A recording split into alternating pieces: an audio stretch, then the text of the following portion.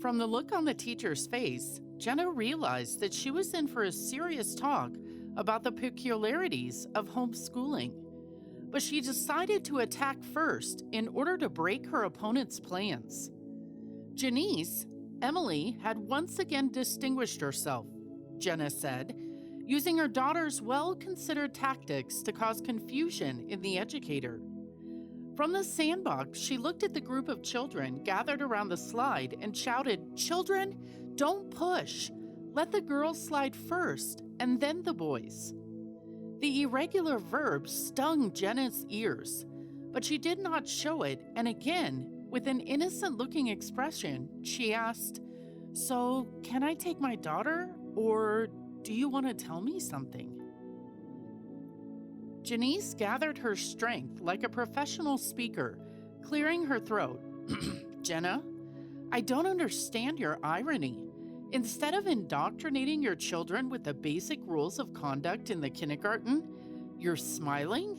Janice felt on horseback, as evidenced by the active hand gestures and the fierce expression on her face with which she greeted the mother of the young intruder. "There you, Jenna, are smiling, and your Emily is making provocations in the group. It's hard to imagine what all this can lead to in the future. That's why I ask you very earnestly to take measures. We are a decent kindergarten, and we do not need any extra trouble." Jenna managed to catch a pause between the teacher's inhalation and exhalation. "What measures?" she asked. "From your strange speech, dear Janice, I didn't understand what disgusted you. My daughter? What act of a 5-year-old girl threatens to stain the reputation of your kindergarten?" The kindergarten teacher stamps out every word. "Your daughter's accusatory speech was disruptive. The kids were supposed to talk about their dads. Well, occupations, hobbies, and so on. All the kids did the assignment, and some of the kids completed the story with a drawing." Janice, again, made a dramatic pause, and Jenna tensed up. She was afraid of hearing something terrible, but what she said to the little ones caused a fit of laughter. Your Emily decided to distinguish herself and told her about her mother. "You?" "Jenna, stop laughing. And what's so outrageous?" "We don't have a daddy. That's why my baby doesn't have an object of description. But she could take an example from others and talk about what kind of daddy she wants to see. That might be an incentive. If I understand you correctly, I understand you're in favor of children making up what they really don't have. In other words, you're for lying." Janice clearly didn't expect such opposition.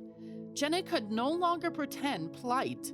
The caregiver must take into account the family circumstances of each child. Unfortunately, not all children have dads, and some kids don't have moms. You need more neutral topics for the lessons, Janice. She went straight to sleep. Maybe she got to it through her head. She may have provoked something. The child's wrongdoing, you know? We have a program, and we have no right to deviate from it, but I'll certainly take your comment, and I'd like that very much. Jenna called her daughter, and they headed out the door. The woman could still see the teacher's prickly gaze on her back. Emily was jumping through the puddles of melted snow and cheerfully talking about the events in the kindergarten. "Mom, today we were drawing Dad and the story." "You should have thought of something as quiet as possible," the woman said. "I already knew. The teacher told me all about it." "Mommy, I'm not dumb like the teacher said. We don't have a daddy. How can I make up a story about him?" "That's why I made up a story about you. Mommy told it to Mommy because she's just as good as Daddy." The daughter's question stumped Jenna. While she was thinking of what to answer, Emily gave out another creative idea. "The children laughed at me, and Janice laughed at me too. I laughed along with them, but I, Mommy, didn't even cry. I told them that they would find such a daddy that their eyes would pop out with envy." The woman thought to herself that the teacher blaming her daughter didn't tell her that she mocked the child. The news took over her mind, and she didn't even listen to the girl's last sentence. She remembered the girl's initiative.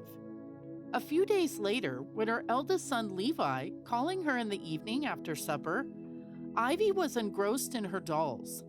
The boys made up a sign to Mother to silence. Then he took out a scrapbook from the table and whispered, "Look what Emily has come up with." Jenna didn't know whether to cry or to laugh. Instead of the children's drawings, in childish scribbles, was written out, "I'm looking for a kind and cheerful father. I have a brother, mom, and an apartment. Emily, 5 years old." Levi watched his mother's reaction. "Me too. At first I was shocked, Mom. But in Emily's not enough sheets in the album? And if she's already posted her notes somewhere?" "Good for you. I didn't think of that. But she could have put them up. That's because she's always supervised."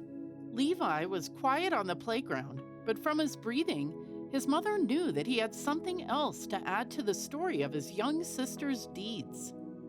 "Mom, I have a vague suspicion that Emily might have been looking at my page, but she's just a little girl."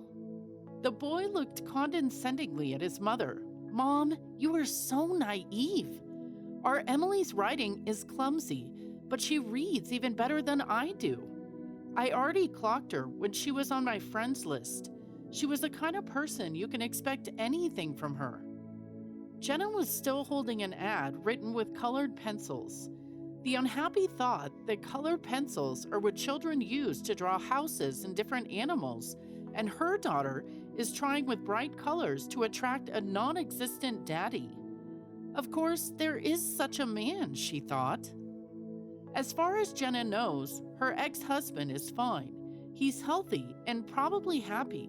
Emily doesn't remember her father because Vadim left the family the very day she and her little daughter were discharged from the hospital. Jenna had no idea that her husband was dating the director of the cultural center, who took him away from the family. She remembers that dreadful day when she came home with her newborn daughter and did not see her things and her husband. Jenna's mother cried softly behind her back, but Vadim had gone out at night like a bandit, taking his things and almost all the equipment with him. The neighbors said that he and his mistress came in the car and took their last child away. Jenna yet didn't fully realize the depth of the drama that had happened to her. "Mom, but why didn't you tell me in the first place?" asked Levi. "I didn't know anything myself, Levi, and you were in the hospital. The neighbors said that he just left yesterday. I was afraid to tell you because the milk might..." But the shock of betrayal didn't go away. Not only did Jenna's milk disappear without a trace, but she also had a problem. In her heart, she didn't try to meet her husband.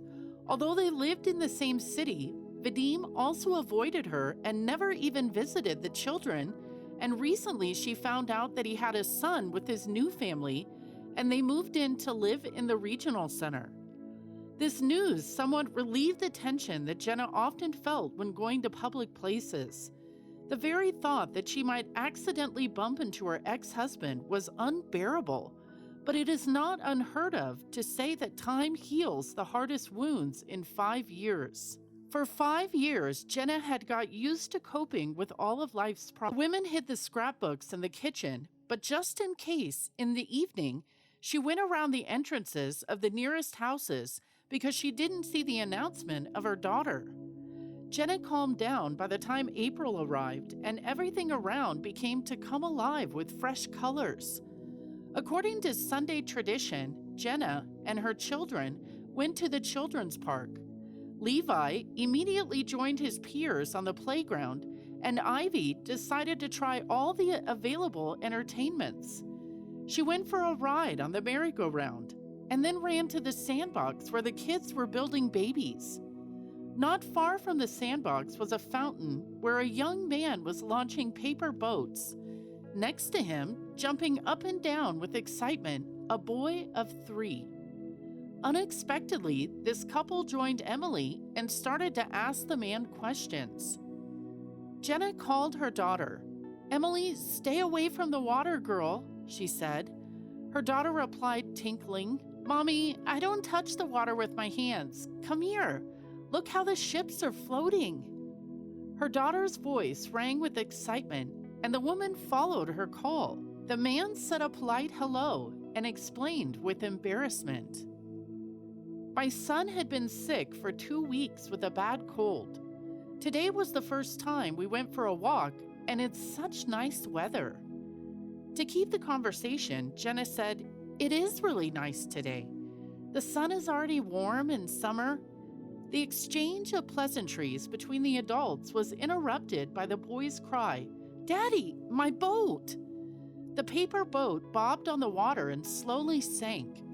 The boy roared at the top of his voice, and Emily rushed over to calm him down. "Don't cry, Lucy. Your daddy is big and strong, and he will save the boat."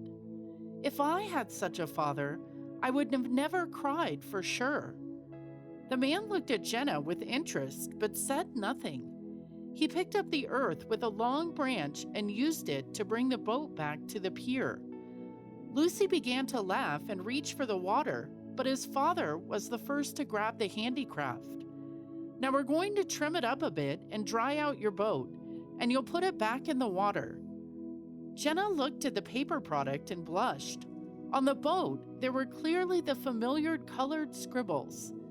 The man caught that look. The amazing story turned out to be about 2 months ago. I was coming back from work and I saw this child's drawing on the door. I thought it was a practical joke. How can a modern girl look for her father in such an outdated way? I don't even remember how I rolled up that piece of paper and put it in my pocket, and today we went to the park and Losha demanded a boat. Jenna really wanted to change the conversation to another topic. She didn't want to admit that the message was composed by her daughter. She asked, "You have a wonderful little boy going to kindergarten."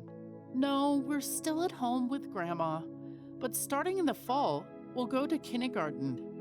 His mother died 6 months ago. We used to live in another neighborhood, and then we moved here. You know, it really hurts when everything reminds you of a loved one." Leisha is still very young, and it's good that he doesn't understand anything. The boat has dried up, and Ivy, who all the time was hovering near little Lucy, blurted, "It was me." The girl was looking at the boy's father and smiled. The man did not realize at once that it was she who was writing. Pointing her finger at the boat, she began to explain to her new acquaintance that in our group, all of us have dads, and I don't have one. That's why people make fun of me and call me a bad word. But I've forgotten it. Daddy. Lucy looked pityingly at the girl. Emily nodded. "Yes, that's the word. But I won't remember it anyway. That's what my teacher used to say. That's why I wanted to find a daddy for me. New Year's Eve is over, and Santa Claus, you can't write letters." The man is amazed at the ingenuity of a girl. "Your daughter is a treasure trove. I wouldn't have guessed it if I were her." Jenna was afraid to look the man in the eyes. "My son and I found the messages.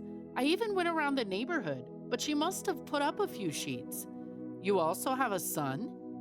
"Yes, he's in the 5th grade. My main assistant. We've been living without a dad for 5 years, so my daughter is fantasizing." Her husband left on the 3rd day after she was born. Emily was passionately telling Lucy about how to properly launch ships as passengers. She decided to put on the rugged vehicle of her dolls. This venture ended up sinking the boat along with the dolls. The fountain tragedy was played out by the parents. Pranksters did not notice because they were engrossed in conversation. Only when the children burst into tears at the same time, each of them rushed to calm their child. But little Lucy suddenly pulled away from his father and clung to Jenna. The woman's mother was taken aback by this turn of events. Owen's father was also confused. "Boy, are you pleased. Mama, Mama, see how it is with our daddy?" Owen grinned at Lucy's mother. It is not without reason that they say that through the mouths of babes speak the truth. Your daughter wrote the ads, and my son immediately took the bull by the horns. All you and I had to do is mend our ways. A few months later, Emily proudly walked to the kindergarten. The whole family accompanied the girl because from that day on, the report started the last year of her carefree life in the kindergarten. Janice greeted the pupils on the porch. When she saw the girl, she exclaimed with feigned affability, "Ivy, who is that with you?" The girl hardly dignified her gaze with the teacher. "It's my daddy. He's real and not made up. I found him, and so did Lucy. I found him. He's my little brother now." The preschool group looked at their friend with envy because they all had a brother or sister. One boy whispered, "I found my daddy and my little brother at once."